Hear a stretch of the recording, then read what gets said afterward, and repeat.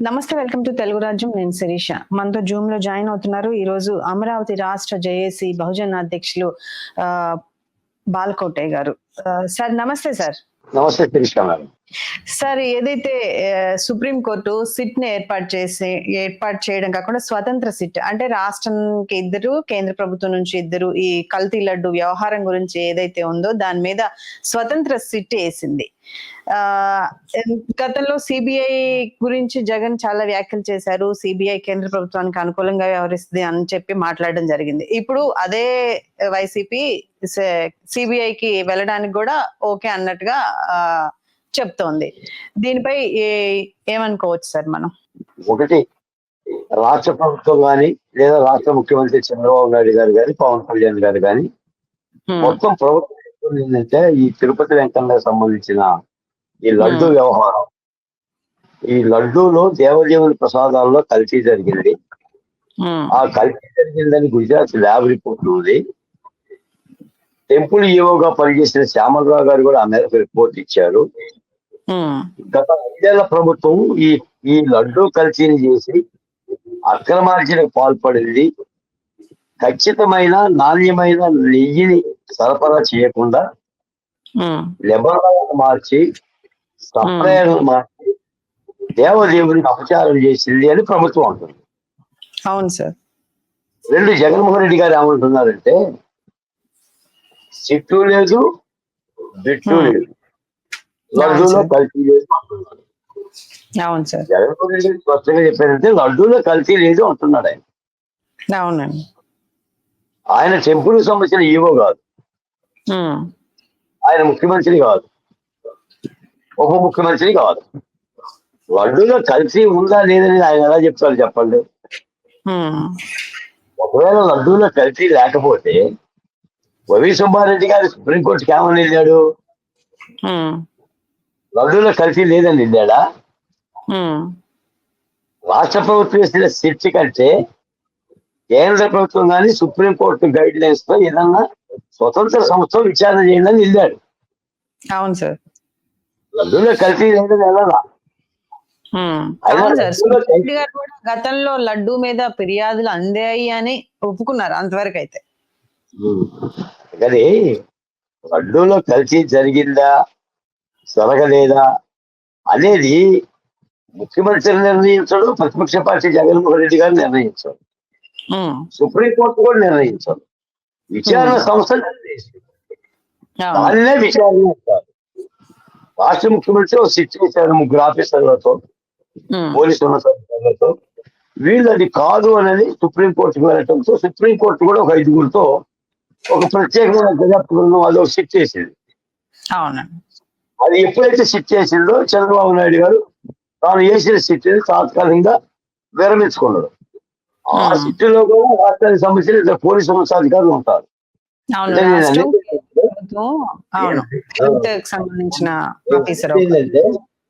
వాళ్ళు పదే చెప్తున్నది ఏంటంటే ఈ లడ్డు వ్యవహారం మీద చంద్రబాబు నాయుడు గారు లేదా కూటమి ప్రభుత్వం దీన్ని రాజకీయం చేస్తుంది అని మాట్లాడుతుంది వైసీపీ పార్టీ. లేదా చాలా మంది మేధావులు కూడా వాళ్ళ ఛానల్లో కూర్చొని అసలు రాజకీయం చేస్తున్నదే వైసీపీ పార్టీ లేదా దాని సోషల్ మీడియా. నిజానికి నా దృష్టిలో ఏంటంటే శిరీష గారు, గత ప్రభుత్వం మీద ఏదైనా ఆరోపణలు వస్తే బాధ్యత కలిగిన పదవుల్లో ఉన్న వాళ్ళు కానీ లేదా మాజీ ముఖ్యమంత్రి గారు ఏమన్నారంటే మీరు విచారించుకోండి, నేను ఎలాంటి గోపాలకి ఎలాంటి అభ్యర్థుల కార్యక్రమాలకు పాల్పడా, ఒక విచారణ కాదు 2-3 విచారణలు చేసుకొని చాతైతే నిరూపించుకొని అనాలి. 3 కల్తీ నెయ్యి కంపెనీలు, ఏఆర్ కంపెనీ ఒకటి, శ్రీ వైష్ణవి ఒకటి, అలాగే బోలే బాబా కంపెనీ, ఈ 3 కంపెనీలు నెయ్యి 315 రూపాయలకి కిలో నెయ్యి కల్తీ లడ్డూలకి తిరుపతికి పంపించడం జరిగింది. అంటే పాలక మండలి ఉంటుంది, పాలక వర్గం ఉంటుంది సార్. వీళ్ళెవరు చూడలేదా? తెలుస్తుంది కదా, రోజు ట్యాంక్ ని పరిశీలిస్తూ ఉంటారు, టెస్టులు జరుగుతూ ఉంటాయి. అయినా ఎందుకు ఇలా జరిగింది అనుకోవచ్చు? దీని మీద జగన్మోహన్ రెడ్డి గారు పదే ఏం జరగలేదు అని చెప్తున్న వాస్తవాలు అనేది ఇప్పుడు సుప్రీంకోర్టు స్పెషల్ సిట్ వేసింది కాబట్టి నిజాలు అనేవి ముందు తెలిసే అవకాశం ఉంది. మీ opinion sir? Sirisha madam, Jaganmohan Reddy గారి ప్రభుత్వంలో ఏది తెలియదు మేడం. వాళ్ళు తెలియకుండానే పరిపాలన. ఎందుకంటే రాత్రి కళ్ళు మూసారు వాళ్ళు. ఉమ్, ఎవరైనా అడిగిన వాళ్ళని ఏం చేశారు చెప్పండి? ఉమ్, ప్రతిపక్ష పార్టీలను కానీ లేదంటే మాలాంటి ఉద్యమకారులు కానీ జగన్మోహన్ రెడ్డి గారి ప్రభుత్వం ఏం చేసింది? మాట్లాడి ఇచ్చిందా? ఉమ్, కళ్ళగంటలు పెట్టారు కదా మేడం. మేము తిరుపతి తిరుపతి ఆలయంలో కూడా లడ్డు అపవిత్రత గురించి, దేవదేవుని కార్యక్రమాల అపవిత్రత గురించి చాలా మంది భక్తులు మాట్లాడారు. ఉమ్, అది ఎక్కడా ఎవరూ పట్టించుకోలేదు. ఉమ్, అక్కడికి తిరుపతిలో పులి వచ్చి ఒక పిల్లని ఎత్తుకెళ్ళిపోయింది. ఉమ్, అవును సార్. నేర్పించారు తప్ప పెద్ద చర్యలు తీసుకోవాలా. అంటే నేను అనేది ఏంటంటే శిరీష గారు, ఇది చీకలాగితే దొంగ గదిలినట్టుగా ఇది బోలో బాబా, ఏఆర్ సంస్థ లేదా వైష్ణవి సంస్థ, అసలు వీళ్ళు ఎంతమంది ఉన్నారో ఏంటో కూడా అర్థం కాని విషయం. ఇది విచారంలోనే తేలుతుంది. ఇది ఇప్పుడు ఆరోపణలు వచ్చిన మాట యథార్థం, కల్తీ జరిగిందని చెప్పి ప్రాథమికంగా సాక్ష్యాధారాలు ఉన్నాయి. ఒక ప్రభుత్వమే మాట అన్నది. ఇప్పుడు మీరు నేను అన్న మాట ఎందుకంటే వైవి సుబ్బారెడ్డి గారు కూడా ఒప్పుకున్నారు సార్. అంటే గతంలో లడ్డు బాలేదు అని ఫిర్యాదులు అయితే అందాయని ఆ ఒక్క పదం అయితే చెప్పారు. ఒక్క పదమే కాదు మేడం, చాలా పదాలు వాళ్ళకి తెలుసు. వాళ్ళకి తెలుసు కాబట్టి సుప్రీంకోర్టుకు వెళ్ళారు. ఈరోజు సుప్రీంకోర్టుకు ఎవరు వెళ్ళారంటే వైసీపీ పార్టీనే వెళ్ళింది. సుబ్బారెడ్డి గారు వైసీపీ ఎంపీ, తిరుమల టీటీడీ దేవస్థానంలో 4 ఏళ్ళుగా చైర్మన్ గా చేశాడు ఆయన.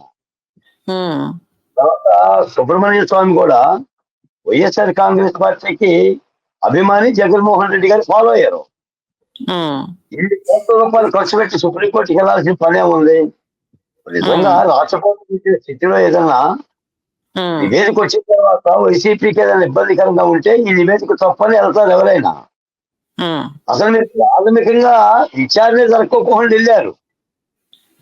ఇంకో మాట కూడా చెప్తున్నా శిరీష్ గారు, ఆంధ్రప్రదేశ్ హైకోర్టులో సుబ్బారెడ్డి గారు కేసు వేసారంటే ఈ విజిలెన్స్ ఎంక్వైరీ జరగొద్దని వేశాడు ఆయన. విచారణ జరిగితే లోపాలు బయటకు వస్తాయో వాళ్ళకి తెలుసు మేడం. కాకపోతే జగన్మోహన్ రెడ్డి గారు ఏంటంటే, జగన్మోహన్ రెడ్డి గారికి తెలిసి జరిగిందా, ఇది తెలియక జరిగిందా అనేది చెప్పలేదు. కానీ తిరుపతి దేవస్థానంలో మాత్రం కమిషన్ల కక్కుర్తి పడి దేవదేవునికి అయితే అపచార కార్యక్రమాలు జరిగినాయి. ఏదైనా జరగని ఇప్పుడు విచారణ పర్వం ద్వారా ఇంత దూరం వచ్చింది. 10 రోజులుగా దేశం అంతా కూడా హిందూ సమాజం మనోభావాలు దెబ్బతిన్నాయి కాబట్టి ఆ విచారణలోనే సత్వరంగా తేలాలి. కేంద్ర రాష్ట్ర ప్రభుత్వాలు కూడా దీని మీద రాజకీయాలుగా మాట్లాడటం కంటే విచారణ పర్వాన్ని వేగవంతం చేసి అసలు ఏం జరిగింది, ఎలా జరిగింది, ఎట్లా జరిగింది, ఎవరు లబ్ధి పొందారు, ఎన్ని కోట్ల రూపాయలు ఇబ్బంది జరిగింది, లడ్డూతో పాటు ఏ అపవిత్ర కార్యక్రమాలు చేశారు, వాటి దోషణ నివారణ చర్యలు ఏంటి, వీటన్నిటి మీద మాత్రం రాష్ట్ర ప్రభుత్వం దృష్టి పెట్టాలి మేడం. సార్, ఈ పాలక మండలి, పాలక వర్గం, ఈ వీటి మధ్య తేడా ఏంటి సార్? అసలు ఈ పైకి వచ్చే ఏదైతే ఆచారాలకు సంబంధించిన, వ్యవహారాలకు సంబంధించిన, తిరుపతికి సంబంధించిన అయినా ఎవరు అజమాయిషీలో ఉండాలి? టీటీడీ బోర్డు అజమాయిషీలోనే ఉంటుంది మేడం. అంటే తిరుమల తిరుపతి దేవస్థానం ట్రస్ట్ బోర్డు ఆధ్వర్యంలో ఉంటుంది. పాలక మండలంగా టీటీడీనే, మరో మండలే ఉంటుంది. ఈ తిరుమల తిరుపతి దేవస్థానంలో టీటీడీ బోర్డు రాష్ట్ర ప్రభుత్వం ఆధీనంలో ఉంటుంది. దాని యొక్క బోర్డు యొక్క మార్పులు, చేర్పులు, ఎవరిని చైర్మన్ గా నియమించాలి, ఎవరిని బోర్డు సభ్యులుగా నియమించాలి అనేది రాష్ట్ర ప్రభుత్వం తీసుకుంటుంది. అక్కడ తిరుమల తిరుపతి దేవస్థానంలో కార్యక్రమాలు, లడ్డు ధరలు, టికెట్ల ధరలు, ఆ యొక్క ధూపదీప నైవేద్యాలు, ఈ నిర్ణయాలు, ఈ పూజా కార్యక్రమాలు అక్కడ పూజారులతో ఉన్న అక్కడ ఆస్థాన ప్రభుత్వంతో చర్చించి టీటీడీ కమిటీ తీసుకుంది. ఈ కమిటీలో ప్రధానంగా చైర్మన్ బాధ్యత వహిస్తాడు. Chairman plus TTD EO. TTD EO కూడా చైర్మన్ కి అనుబంధంగానే ఉంటాడు, ఎందుకంటే ఆయన ప్రభుత్వానికి సంబంధించిన వ్యక్తి కాబట్టి. అలా ప్రభుత్వ ఉద్యోగులు, టీటీడీ చైర్మన్లు, పాలక మండలి ప్లస్ పూజారులు, వీళ్ళు ముగ్గురు సమన్వయంతో పనిచేసుకోవాలి. నిర్ణయాధికారం మాత్రం టీటీడీ బోర్డుదే, ఎందుకంటే ప్రభుత్వానికి సంబంధించిన అధిపతులు కాబట్టి టెండర్లు మార్చగలిగారు. కార్యక్రమాలు జరిగింది. వ్యవహారం అంతా కూడా చైర్మన్ ఆధీనంలోనే మనం బయటకు వచ్చినాయి కదా సార్, చాలా వాయిస్లు అవన్నీ మరి. మీరే విన్నారు కదా, టికెట్ వ్యవహారం పెంచేయండి, 2,500 రూపాయలు 3,000 చేసేయండి అంటే ఒక 500 తగ్గించండి. మన చేపల మార్కెట్ చేపలు కొట్టడం చూసావా, 300కి ఇస్తావా 600కి ఇస్తావా అని చేపల మార్కెట్ లో ఆయన సమావేశంలో మాట్లాడారు వైవి సుబ్బారెడ్డి గారు. అంటే ఒకటి జరిగింది ఏంటంటే మేడం, జనరల్ గా టీటీడీ బోర్డుకి చైర్మన్ గా వేసే వాళ్ళని ఆ దైవం మీద కాస్త అచంచలమైన విశ్వాసం కలిగిన వాళ్ళని వేసుకోవాలి. అన్య మతాల మీద ప్రేమ కలిగిన వాళ్ళని వేస్తే ఆ ఆగమన శాస్త్రం కానీ ఆ దేవదేవుని హిందూ ధర్మశాస్త్రం కానీ వాళ్ళకి అర్థం కాదు. పూజించామంటే పూజించాం కాదు. ఇప్పుడు మీరు వెళ్తారు, నేను వెళ్తాం, ఏదో కాసేపు నిలబడతాం, దేవదేవునికి దండం పెట్టుకొని వస్తాం. కానీ ఆ ఆధ్యాత్మిక భక్తి గల్లోడు వాడు పెట్టే విధానం ఇప్పుడు ఆ గోవిందనామ స్తోత్రం కానీ లేదా పూజా విధానాలు కానీ అక్కడ దేవాలయంలో ఉన్న ఇతర కార్యక్రమాలన్నింటిలో పాల్గొవటం అని కానీ అన్నదానం చేయటం. చాలా మంది నాకు తెలిసి తిరుపతి గుడికి వెళ్ళి అన్నదానం చేయకోకుండా వచ్చినా కూడా దెబ్బలు కింద లెక్క. భగవంతుడి కష్టమే అంటే కోరిక తీరదు. వెళ్ళిన ప్రతివాడు దేవదేవుని లడ్డు ప్రసాదాన్ని ఆరగించడం అనేది ఒక పవిత్రత. అసలు లడ్డు వాడు ఉండడు. కొనడమే పాటు కొనడంతో పాటు 10 లడ్డూలు కొనుక్కొని తమ గ్రామాలకు వచ్చి ఇంటికి ఇంటిల పాటికి ఇస్తారు వాళ్ళు. వాళ్ళు కూడా ఏంటంటే తిరుపతి వెళ్ళినట్టుగానే భావించి ఆ లడ్డు ప్రసాదం స్వీకరిస్తారు. ఆ లడ్డుకి ఆ పవిత్రత ఉంది. తర్వాత ఈ ఖర్చులన్నీ కూడా దేవుని సొమ్ముతో పెడుతున్న డబ్బులు తప్ప మన డబ్బులు కాదు మేడం. శిరిశంకర్ మీకు తెలుసో లేదో, రాష్ట్ర ప్రభుత్వం 1 రూపాయి అయితే తిరుపతికి పెట్టదు, తిరుపతి డబ్బులే తిరుపతికి పెడతారు. ఇంకా రాష్ట్ర ప్రభుత్వం తిరుపతి డబ్బులు తీసుకుంటుంది.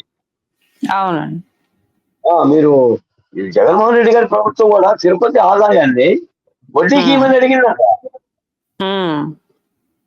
ఆయన పెట్టిన ట్రస్ట్ బోర్డుకి సంబంధించి వడ్డీకి ఇవ్వండి, నేనే వడ్డీ ఇస్తాను అంటారు. అందుకని ఆ ప్రచార కార్యక్రమాలు జరిగిన మాట యథార్థం. సరే వెరసి ఏదైనా ఇంత దూరం వచ్చింది కాబట్టి, మనోభావాలు దెబ్బతగినాయి కాబట్టి ఈ రాజకీయాలు కాకపోకుండా ఈ విచారణ కమిటీలను వేగవంతం చేసి ఈ విచారణ తేల్చాలి. తిరుపతి లడ్డు విషయం మాటలే కాకుండా తప్పనిసరిగా విచారణ